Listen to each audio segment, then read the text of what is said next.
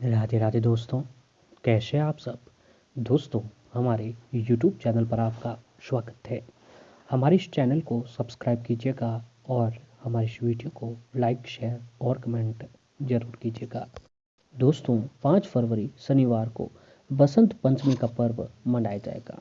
बसंत का सीधा अर्थ है सौंदर्य, शब्द का सौंदर्य, वाणी का सौंदर्य, प्रकृति का सौंदर्य, प्रवृत्ति का सौंदर्य। माघ मास के शुक्ल पक्ष की पंचमी तिथि को देवी माँ सरस्वती जी का पारकट्य दिवस मनाया जाता है। ग्रंथों के अनुसार इस दिन जो है दोस्तों माँ सरस्वती जी जो है प्रकट हुए थे। दोस्तों, हमारे हिंदू कैलेंडर के अनुसार माघ मास के शुक्ल पक्ष की पंचमी तिथि को देवी माँ सरस्वती जी का पारकट्य दिवस मनाया जाता है। ग्रंथों के अनुसार इस दिन माँ सरस्वती जी प्रकट हुई थी। तब देवताओं ने देवी स्तुति की। स्तुति से वेदों की ऋचाएं बनी, उनसे वसंत राग, इसलिए इस दिन को वसंत पंचमी के रूप में मनाया जाता है। इस बार दोस्तों 5 फरवरी दिन शनिवार को वसंत पंचमी का पर्व मनाया जाएगा। तो ऐसे में दोस्तों प्रकृति के आंचल में अनेक पुष्प मुस्कुराते हैं। जब कोयल की कूक कानों में मिठास खोलती है, जब पेड़ पुष्प अपना परिधान बदलते हैं और जब वाणी मधुरता का अमृत पान कराती है, तो सुनते ही देखते ही पहला शब्द निकलता है, वाह, अद्भुत, विलक्षण, अनुपम। वास्तव में यही बसंत है। तभी तो इसे ऋतुराज की संज्ञा जो है दी जाती है। दोस्तों, एक सावन और दूसरा बसंत, दोनों ही मास को साहित्य, समाज, समरता, संगीत और सकारात्मकता से जोड़ा गया है।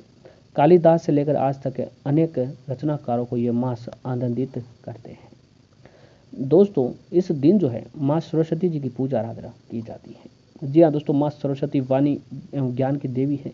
ज्ञान को संसार में सभी चीज़ों से श्रेष्ठ कहा गया है। इस आधार पर देवी सरस्वती सभी से श्रेष्ठ है। कहा जाता है कि जहाँ सरस्वती जी का वास होता है वहाँ लक्ष्मी व काली माता भी विराजित रहती है। इसका प्रमाण है माता वैष्णो का दरबार, जहाँ माँ सरस्वती, माँ लक्ष्मी जी, माँ काली, ये तीनों माँ शक्तियाँ एक साथ में निवास करती हैं। जिस प्रकार माता दुर्गा की पूजा का नवरात्रि में महत्व है, उसी प्रकार बसंत पंचमी के दिन माता सरस्वती जी के पूजन का महत्व है। सरस्वती पूजा के दिन यानी माघ मास के शुक्ल पंचमी के दिन सभी शिक्षण संस्थानों में शिक्षक एवं छात्रगण सरस्वती माता की पूजा आराधना करते हैं। साथ ही दोस्तों, आज के दिन कुछ खास उपाय अगर आप करते हैं तो आप जीवन में दिन दूनी रात चौगुनी तरक्की करते हैं। तो हम आपको बसंत पंचमी पर किए जाने वाले कुछ ऐसे ही खास उपायों के बारे में बताने जा रहे हैं, जिसे अगर आपने वसंत पंचमी यानी 5 फरवरी वसंत पंचमी के दिन आप ये काम कर लिया, फिर देखिए दोस्तों आप जीवन में दिन दूनी रात चौगुनी तरक्की करते हैं और माता सरस्वती जी की कृपा बनी रहती है। साथ ही दोस्तों, आज मोर पंख से जुड़े हुए कुछ खास उपाय और करने से जीवन में जो आपको दिन दूनी रात चौगुनी तरक्की मिलती है और जीवन में व्यक्ति खूब धन कमाता है। तो दोस्तों आइए तो बिना देरी किए आपको बताते हैं कुछ ऐसे खास उपाय जो आपको आज वसंत पंचमी के दिन जरूर करने चाहिए। तो सबसे पहला उपाय है कि दोस्तों सरस्वती पूजा। सरस्वती पूजा के लिए सुबह सुबह स्नान क्रियाओं से निवृत्त होकर आप माता सरस्वती जी का मंत्र ओम ह्रीं ऐं ह्रीं सरस्वते नमः मंत्र का 108 बार जाप तुलसी जी की माला से करें। ऐसा करने से आपको विद्या और बुद्धि की प्राप्ति होगी। अब अगला उपाय है कि दोस्तों ज्योतिष शास्त्र के अनुसार वसंत पंचमी के दिन बुद्धि की वृद्धि के लिए माँ काली का दर्शन कर उन्हें पैठा या कोई भी फल अर्पित करें। ओम ऐं ह्रीं क्लीं माँ सरस्वते नमः मंत्र का जाप करें। इससे माता सरस्वती जल्दी प्रसन्न होते हैं। वसंत पंचमी के दिन जो है दोस्तों माता सरस्वती जी को केसर वाले खीर का भोग लगाकर कन्या भोजन कराना चाहिए। ऐसा करने से माँ सरस्वती जी अति शीघ्र प्रसन्न होते हैं और व्यक्ति के जीवन की हर परेशानी खत्म कर देते हैं। बसंत पंचमी के दिन माँ सरस्वती जी को सफ़ेद वस्त्र चढ़ाकर अपनी मनोकामनाएं पूरी होने की प्रार्थना करें। दोस्तों, ऐसा करने से आपकी मनोकामना अति शीघ्र पूर्ण होती है और जीवन में जो भी आपकी सफलता में जो परेशानी आ रही है वो खत्म होती है। साथ ही दोस्तों, आज के दिन जो है माता सरस्वती जी को दूध से बने पेड़े यानी दूध की मिठाइयों का भोग आपको जरूर लगाना चाहिए। माता सरस्वती आपके ऊपर जल्दी प्रसन्न होते हैं। वसंत पंचमी के दिन गरीब या निर्धन बच्चे को पढ़ाई लिखाई से जुड़ी चीज़ों का दान करने से माँ सरस्वती जी जो है बेहद ही प्रसन्न होती हैं। सरस्वती पूजा के दिन पीला कपड़ा निर्धन कन्याओं को दान करें। यह माँ सरस्वती जी की कृपा पाने का सबसे आसान और सरल उपाय है। सरस्वती पूजा के लिए सभी उपाय बहुत ही लाभकारी हैं। ये उपाय करने से जीवन की सभी समस्याओं से मुक्ति मिलती है तथा सुख समृद्धि की प्राप्ति होती है।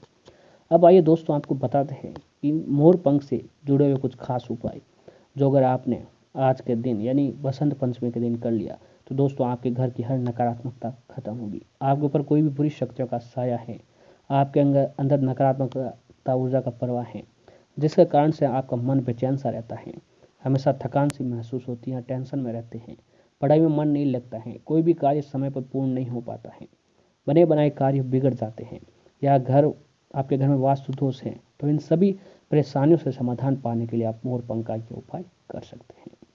दोस्तों भगवान श्री कृष्ण ने मोर पंख को अपने सर पर विराजित किया है, अपने सर पर स्थान दिया है। तो दोस्तों आप समझ सकते हैं मोर पंख का प्रभाव हमारे जीवन में कितना ज़्यादा पर कर सकता है। दोस्तों आज आप जानेंगे मोर पंख का प्रयोग करके आप जीवन में सुख शांति समृद्धि और अपनी ओर आकर्षित कर सकते हैं। अपने घर में या फिर अपने शरीर में जो भी नकारात्मकता ऊर्जा है उसे बहुत ही आसान तरीके से बाहर निकाल सकते हैं। तो आइए दोस्तों बिना देरी के जानते हैं कुछ खास उपाय।